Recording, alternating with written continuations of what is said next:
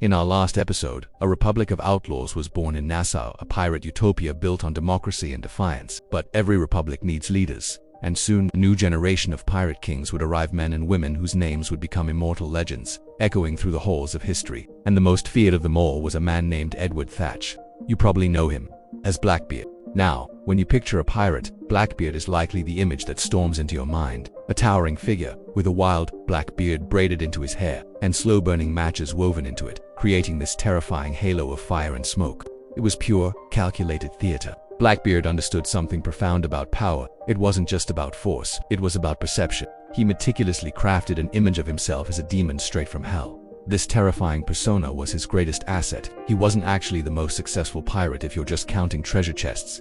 Many others, like Black Sam Bellamy, captured far more wealth.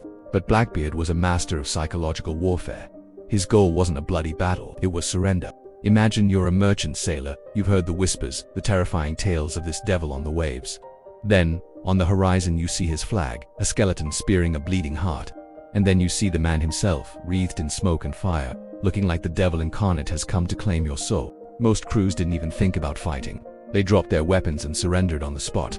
Fear was his most powerful cannon. The peak of this strategy, the ultimate demonstration of his audacity, came in May of 1718. Commanding his massive 40-gun flagship, the Queen Anne's Revenge, Blackbeard didn't just raid a ship, he held an entire city hostage. He sailed his fleet right up to the entrance of Charleston, South Carolina, one of the most vital and wealthy ports in the British-American colonies, and simply stopped. He blockaded the entire harbor.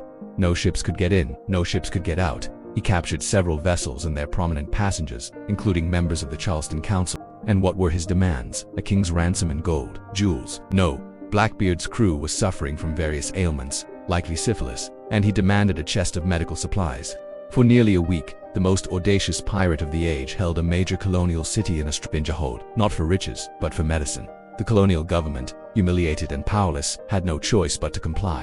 They delivered the medicine, and Blackbeard, true to his word, released his hostages and sailed away.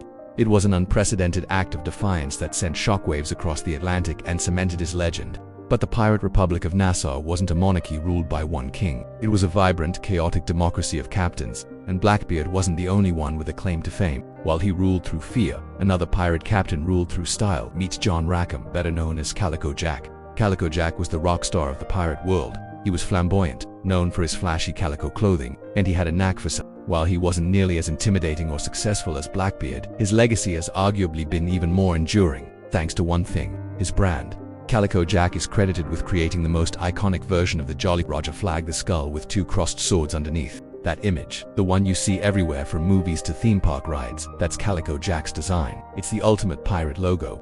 But Calico Jack's real claim to fame wasn't his fashion sense or his flag, it was his crew.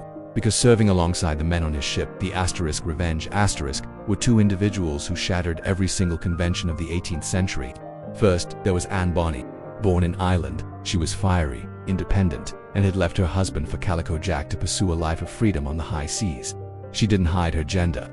She fought openly as a woman, dressed in men's clothes during battle, and was known to be as tough, profane, and skilled with a pistol and cutlass as any man on the crew. She wasn't a novelty. She was a respected and feared pirate in her own right. And then, a new recruit joined the crew, a young man named Mark Read. Anne Bonny found herself drawn to this new pirate, and this led to a confrontation with a jealous Calico Jack. But when Jack threatened a new recruit, the truth was revealed.